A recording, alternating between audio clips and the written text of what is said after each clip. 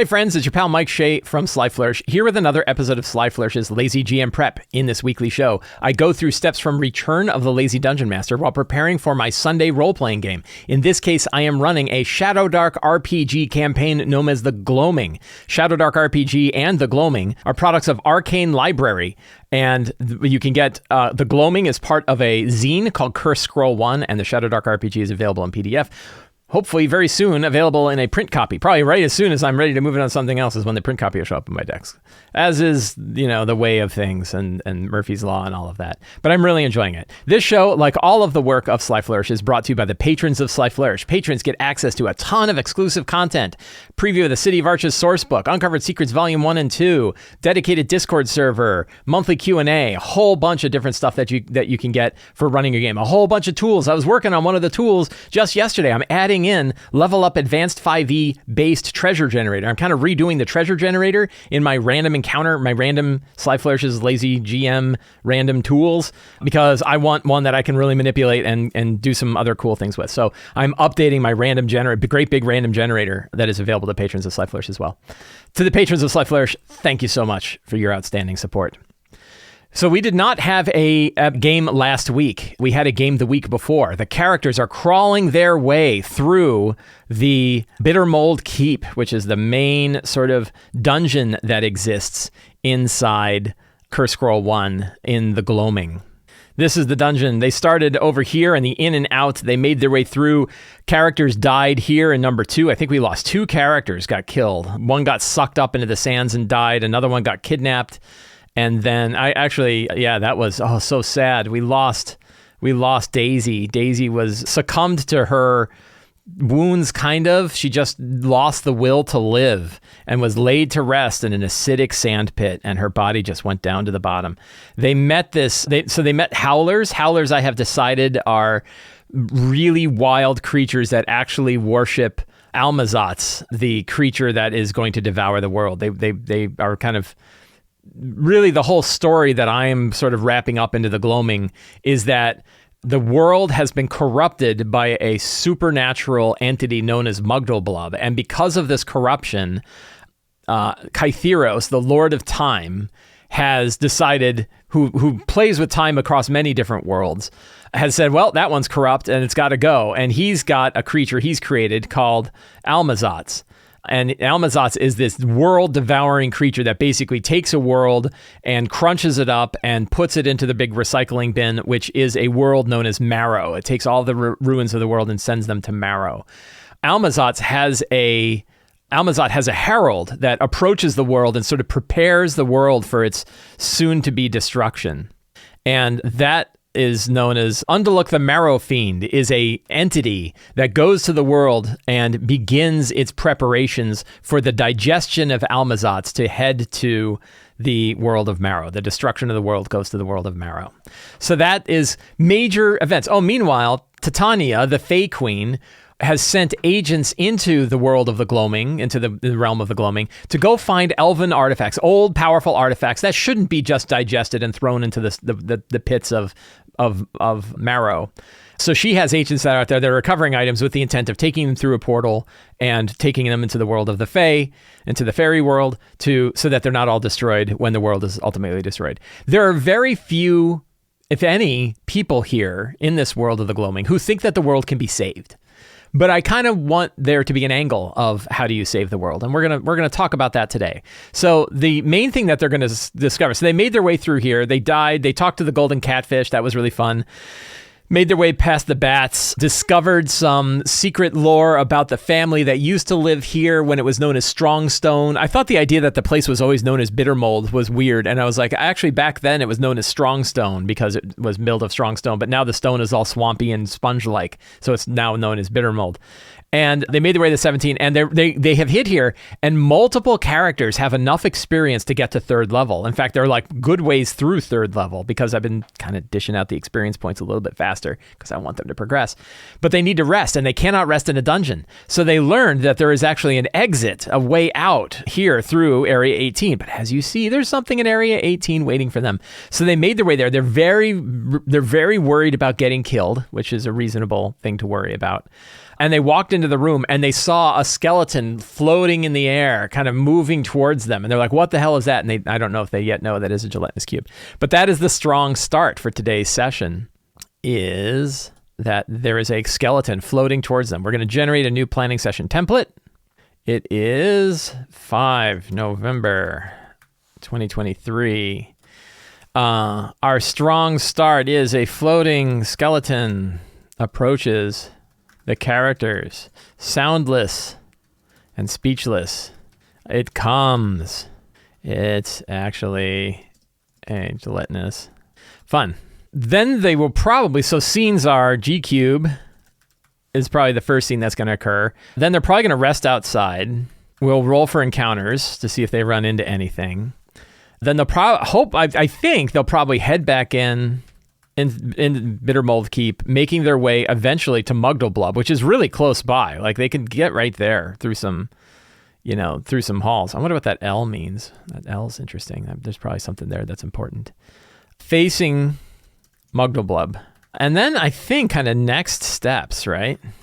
And we got to figure out what those next steps are going to be. Where could they head next?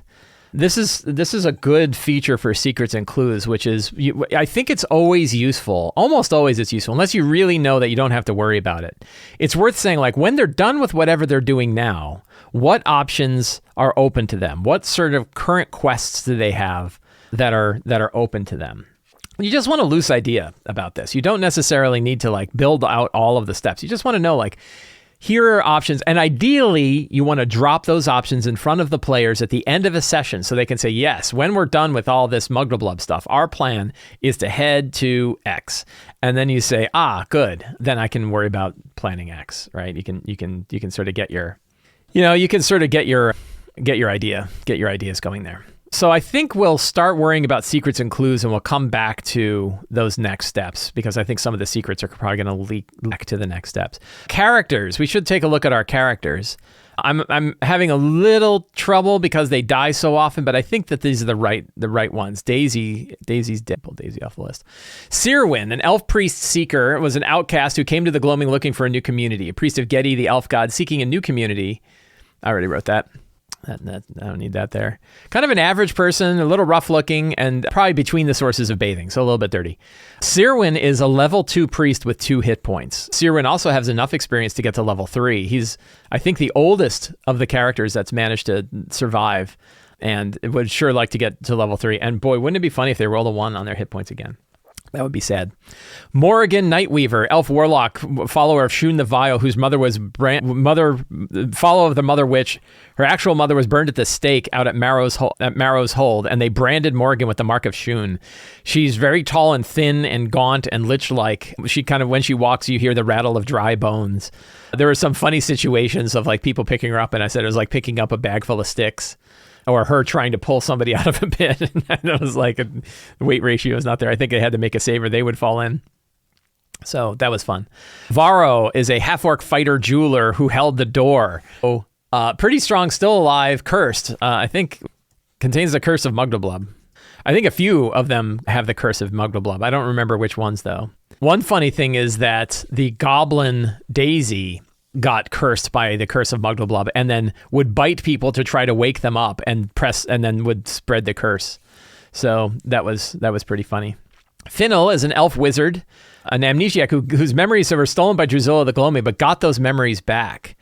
Used to serve Drusilla, and I think is now the possessor of Drusilla's book to end the Mugdulblub curse, but requires the pure essence, which is essentially part of Mugdulblub, actual Mugdulblub. Gim is a knight of St. Yidris, a short, stocky, I think a dwarf, carries a bastard sword, twice his height, fell away after they started burning people.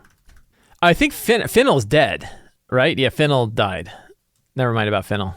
Died in a sandpit. Daisy dead, succumbed to let death take her.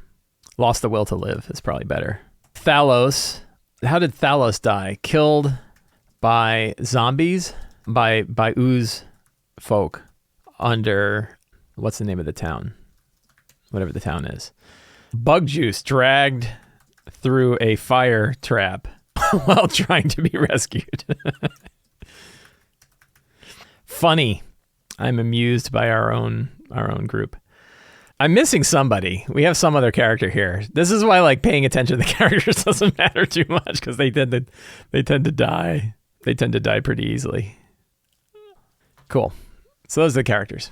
Fun. What secrets do we have? Mugdulblub is an essence of consciousness from worlds beyond, the outside. When Mugdulblub, I think, here's a fun secret. Kytheros found Mugdulblub while looking at various worlds in space and time. M is his fault.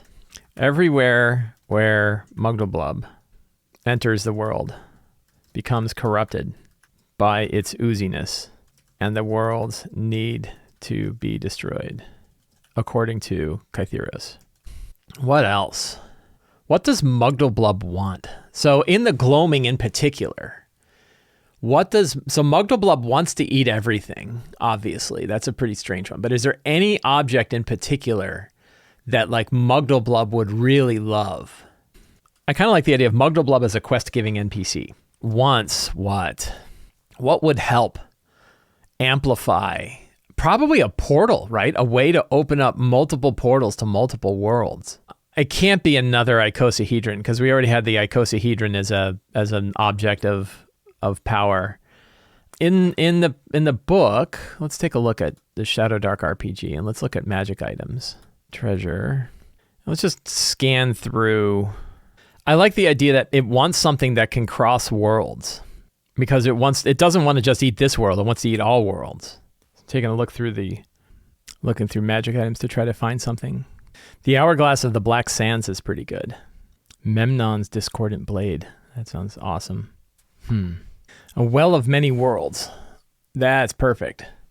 Dark circle of cloth that seems to create a tunnel through the surface it begins. The Well of Many Worlds folds upon a flat surface into a 6-foot wide hole. Creatures can jump into the hole once per day, each to be transported to a random plane of existence. So, I think once an object kept by simple black cloth, dark circle of cloth, right? Bring it to me. So Mugdulblub is hoping to send agents out to go get this object. And it could say, like, I've sent others, has sent others, but doesn't think they're, but wants to hedge his bets. I think the sorcerer has multiple artifacts kept in his vault beneath the tower in the lake.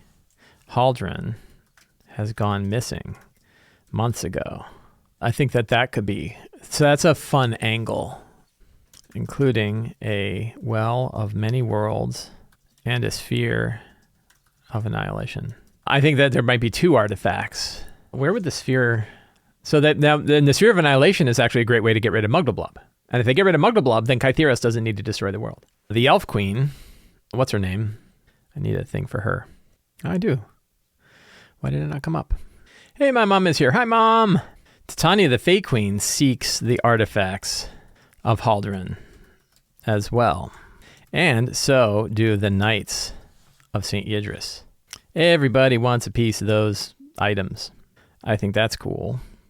What else? Any other secrets that we want to reveal?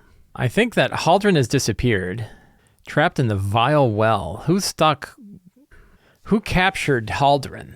I think Haldren, how about this? Haldren sought an artifact capable of destroying Mugdulblub, but was captured in the vile well, was captured before he could acquire it.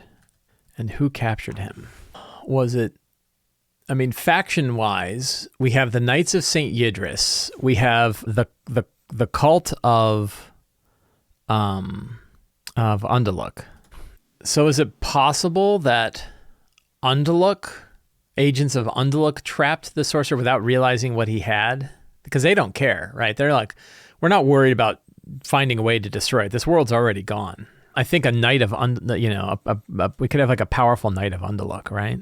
I mean, does Unduluk have a, so he's got a couple, right? He's a fallen, he has Redthorn, Greaves Redthorn.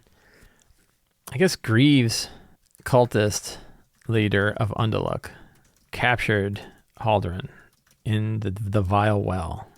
So that's good. So what possible paths, what next steps? So they could investigate Haldurin's tower, investigate or hunt down Greaves Redthorn at the bandit camp, inter the remains of the Green Knights at Greywell Priory is where the Knights of St. Yidris are. The Meyer Castle ruins, right? They probably also need to create the cure for Mugdulblub's curse. That's probably something they're definitely going to want to do. And they'll have to do that back at Drusilla's laboratory. Okay, then we have next steps. All right, we've checked our characters out. We've got a strong start. We've got our scenes. We've got our secrets and clues. So locations, we're still doing Bittermold Keep. We can move that up. I have this idea of the Twisted Marrow Tree that they come to. The caverns of the Wardenwood Well they've been to. We don't need to worry about that anymore. The village of Wardenwood we need. That looks good. And then we have some new locations. Haldurin's Tower. We have the Vile Well. That sounds awesome. I'm going to do stuff there. We have Redthorn's Camp is already done. I mean, they're all in the map, of course. I'm basically just putting in locations for all the places that are in the map, but it keeps them in one place. What did I just say? The Meyer Castle ruins? That one's already there, right? This is where the Green Knights wish to be interred. And then we also have the headquarters of Greywell Priory, right? Cool. These aren't all current, so I'm not worried about all of the, whatever, it doesn't matter. There they are. NPCs, we have the Remnant of Memnon, the Talking Skull, Haldurin the Elf Sorcerer, Jupiter Wormwood, the Scout of Titania, the Gods of the Gloaming faction. We probably also want Mugdulblub. Mugdulblub's pretty current. Mugdulblub, the quest NPC. Monsters, we don't really have to worry about it too much because they're in the book. So we tend not to have to worry about monsters. And we don't have to worry about treasure because we roll treasure randomly. One thing, if I can find it, on the Shadowdark Discord server, which is an excellent Discord server to hang out, Kelsey posted something very interesting. She posted a new set of hex crawling rules, alternative hex crawling rules. Use these hex crawling rules as an alternative to the overland travel rules in the Shadowdark RPG. So one thing is that all hexes are 6 miles across. So even the ones that are in the Gloaming, which were 2 miles, and that was weird, she said, just make them 6. I think I'm going to do that. I think we're going to just stretch it out and say, they're 6 miles now. Terrain impacts the number of hexes PCs can cross per day. PCs can undertake tasks while traveling, and they may encounter harsh weather or points of interest. Random encounter checks are based on the number of hexes the group crosses. Travel per day. PCs can travel up to 8 hours a day without issue. Push, the PCs must pass an increasingly hard con checks for each extra hex they cross. So if they push themselves, they have to make a check. If half the group fail the check, they must stop and can only move 2 hexes the next day. They get exhausted. Crossing hexes. Walking, you can cross 4 hexes in a day. So that's 8, 6, 12, 18, that's 24 miles in a day. It seems like a lot, right? Because it's 6 miles per hex, 4 hexes per day. That seems like a lot. I would think it would be 2, right? You could, 12 miles is a good day, I would think. Terrain, hexes to cross normal is 1 hex. Cost to cross is 1. Rough is 2 hexes. Impassable, you cannot cross. Encounters, check for random encounters in every other hex. Use the below probability based on the hex's danger level. When the PCs rest, check twice. During the hexes, check twice. So when they rest, you check twice. Okay, that's good. So I think this was a question I had, which is exactly what is the resting like outside? And the answer is if it's unsafe, risky, or deadly, you check twice per rest. Each PC can do one task per day while traveling. Multiple PCs can choose to do the same task, I assume. GM determines the DC of each based on the situation. The default is 12. Excellent. Clear. Treat 1 hex of rough terrain as normal terrain. That's a strength check. Forage. In check. Find 1 ration. Haul. Con check. The group passes its next push travel check made before the next rest. What is next push travel check? What does that mean? Oh, next push travel. When you do the push one. The group passes its next push travel check made before the next rest. Does that mean you can just push each time? Because you can do it each time. Keep watch, wisdom check. Enemies have disadvantage on checks to sneak or hide around the group until the next rest. March song. Charisma check. The group moves an extra additional hex. Navigate. One thing is like all of these are benefits. What if you fail? Shouldn't something negative happen? Or no, I don't know. Navigate, in check. If no PCs pass, the group loses 2 hexes of travel. So that one you need to do, right? If no PC passes, the group loses 2 hex of travel. Scout, dexterity check. Random encounters start at a far distance until the next rest begins. Weather. Looks like they're going to have weather tables, but I don't think we have weather tables inside Shadowdark itself. Weather may impact visibility for travel speed. See page bang for weather roll tables. Point of interest. Each hex has a 1 in 6 chance of having a point of interest. See page bang. Procedure. GM determines weather from both day and night. So this is kind of like I had something like this. Determines the weather for both day and night. PCs make task checks. PC choose the direction to travel and the number of hexes. So they make their task checks first. PCs choose a direction of travel and a number of hexes to move. They move accordingly. GM checks for a point of interest in each hex, 1 in 6 chance. GM checks for a random encounter every other hex. Repeat steps 3 to 5 until hex travel is complete. GM checks for 2 random encounters with the PC's rest, if any occur. So that's kind of cool. This is a more detailed, I'm gonna copy this image, and I think in my notes somewhere, in my Shadowdark stuff, I have a hex crawl reference. I'm going to paste it in here. So I have the official. So here's what I had, and I'm going to change it right away. Hexes are 6 miles across. Walking speed in normal terrain takes you can cross. So I think I like her guidelines. The one thing is I think that 4 hexes a day feels like a lot of miles, right? 24 miles feels like a lot of, help me out. Is 24 miles in a day a significant amount of walking? 24 is standard in 5e. That's what the DMG says. That feels like a lot. Now, I guess I don't know. Doesn't 24 miles feel like a lot? Maybe not. Not pushing, no. Like that should be comfortable. I was never much of a hiker. For real life, yes. We road marched 25 in 12 hours in the military, and it was tough, right? So that's tough. And imagine normal walking distance. Marathon is 26. Yeah, but people are doing marathons in like 4 hours now, aren't they? Hexes per day is 4. Appalachian trail walkers routinely go 20 miles a day. Okay, maybe I'm wrong. So we'll go with that. We'll go with what they say. Hexes are 6 miles across. Walking speed on normal terrain covers 4 hexes in a day, that's what I had before when it was 2 miles, right? So it feels like a lot. I don't know why. And I feel like 12 would be better. I'm going with 2. I think 12 miles in a day, fully packed up, enjoying leisurely lunches, watching for monsters. I went on a hike in the thing. I wasn't in particularly great shape, but I went on a hike up in the mountains, and we did 10 miles in a day, and it hurt. We were sore.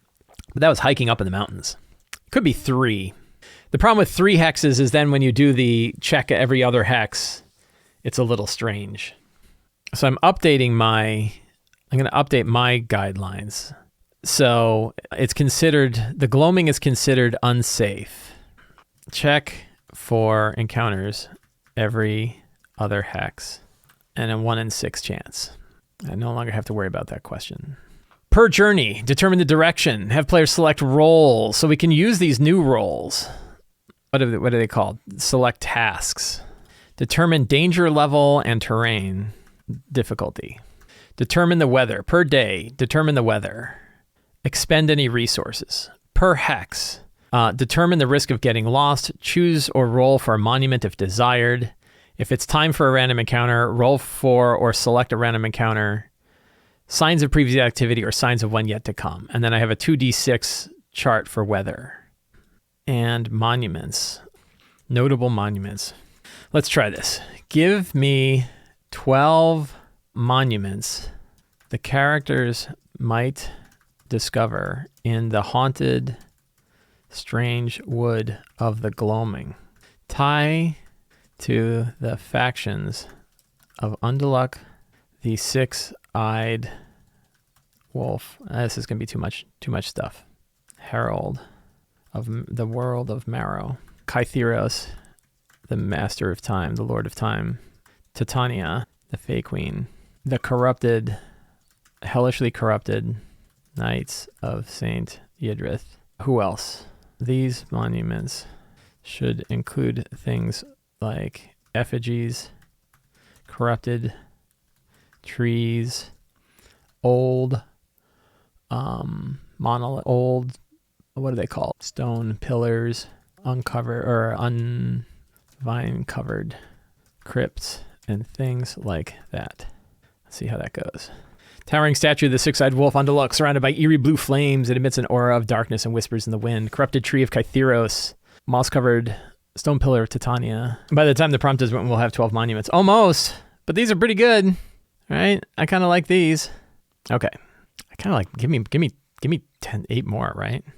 There we go. Now I got 20 of the things. Cool. What else? Anything else that I need? Those are pretty good. Another way. So I did these like AI generated ones, right? But if you want something that kind of works better, you have your factions and you can just make a list of the factions. Kytheros, Unduluk, Almazat, Mugdulblub, Titania. What other groups are active here? Is that it? Oh, they have a list. Duh, it's in the Cursed Scroll. I think it's even got a number tied to them. So it's Kytheros, Mugdulblub, Shun the Vile. That would be a good one. The Willow Man would be a cool one. Any other factions? The Green Knights. And you could have what's the sorcerer? Haldren. And then, so you got your factions, and then you could have monuments. And effigy, obelisk. What was a new one? Man, I picked up a cool word. Let's see. Let's ask the AI. What is the word for a monument that represents the dead, but they're not interred there? Give me 5 possibilities. There was a name for it. It was in you know what? I have to find it. I'm never going to find it. It was in this thing. This is not the right story anyway. I read it in a Lovecraft story. I was like, oh, that's such a great word. What is the name for a monument that represents the dead, but the dead aren't interred there? It's just a single word, like crypt or ossuary, but not those two. Turns out, yeah, so AI and GS Willie found the name. It's called cenotaph. I love that word. A cenotaph is like a monument to represent the dead, but the dead aren't interred there. Why doesn't he check chat? You said. Apparently, a bunch of people have said cenotaph. Human beings are smarter than AI. Take note. Effigy, obelisk, cenotaph, well, corrupted tree, ruined watchtower, statue, burial site, tomb. I have tomb. There's a cenotaph in downtown San Antonio. Mausoleum. What's the difference between a tomb and a mausoleum? I don't know. Sounds different. What other kind of interesting things might they find? And what kind of monuments would they find? We should have at least 12. We have 10. 10's probably good. There's a thing specific to the Gloaming. Witches, pyres, an ooze pit. You could just do a pit, right? Pits are good. I like the word pit. It's cool. We'll stick with 12. That's good. I could give me 8 more monuments like those above. No, that's not right. Stop. It didn't know what it's doing. Forget it. Stupid AI. All right. So we got factions, we got monuments. And if I want notable monuments, I can use that too. I got lots of stuff. So that's cool. Mausoleums are bigger than tombs. Gotcha. Mausoleum would be like a bunch of different people interred in one place. All right.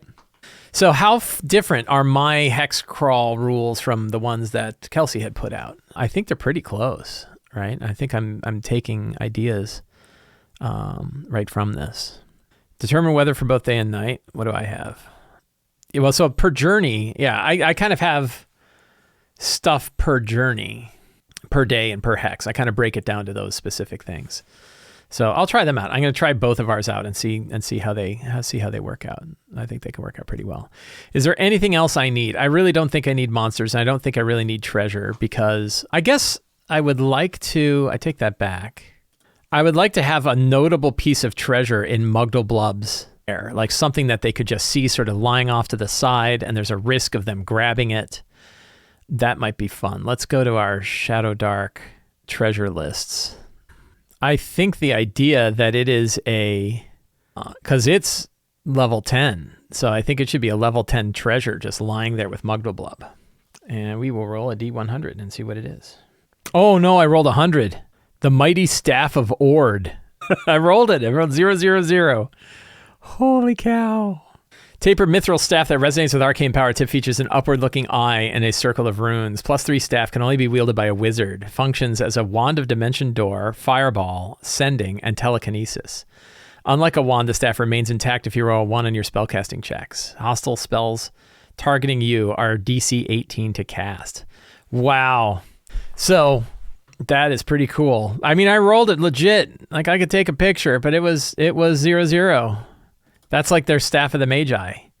Am I going to regret this? I might regret it. So how does this work? Functions as a wand of dimension door, fireball, sending, telekinesis. Unlike a wand. So what are the wand rules? On a failed casting attempt, the wand stops working until you complete a rest. On a critical failure, the wand permanently breaks, and casters with mishap tables must roll a mishap. Yeah, I like the idea. Dr. Fugue says, give it to them and have them learn its abilities. I think so. I think maybe only the sorcerer knows how to truly use it, but I think... So what could they use? Fireball, dimension door, fireball, sending, and telekinesis. Sending might be cool. Telekinesis, what does that do? It might, maybe like it starts off hard, right? Like the check to do it is quite difficult. And then when they learn it, it's less difficult. I guess, I mean, it's a 14. Right? Like to cast these spells is still a 13 for fireball, a 14 for but I might say it is too harder than the spell level until they can unlock it. So like it would be a 16 for them to nail telekinesis. It's a +3 staff as well. Hits hard. So what spell? I think like fireball. So they don't get fireball till 5th level and they'd be 3rd level. So they'd have that a couple levels early. That's not bad, but I think it's +2 to the difficulty to cast a spell. Only has sending and fireball at the moment, and is only a +1 staff. Haldren can unlock it for a character, and what's her name? Titania wants to take it to the fairy realm. It's an XP 5 level item. 5 experience points. No, I don't think it's a +3 to the casting level. It's a +3, I don't think. It's +3 to use it as a weapon. So you can bonk somebody and it's a +3 weapon. And that's really powerful. Yeah, I think we're good enough. All right, friends, I want to thank all of you for hanging out with me today while we prepare for my Shadowdark game. I will let you know how it went next week.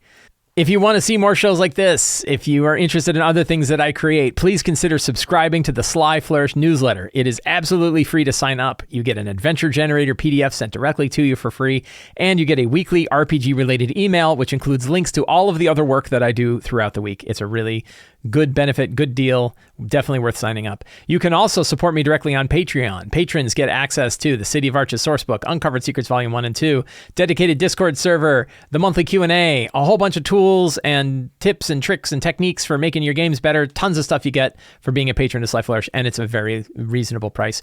And you can pick up any of my books, including Return to the Lazy Dungeon Master, the Lazy DM's Workbook, and the Lazy DM's Companion, all on the Sly Flourish bookstore. Links for all of that are in the show notes. Thank you all so much. Have a great day, and get out there and play an RPG.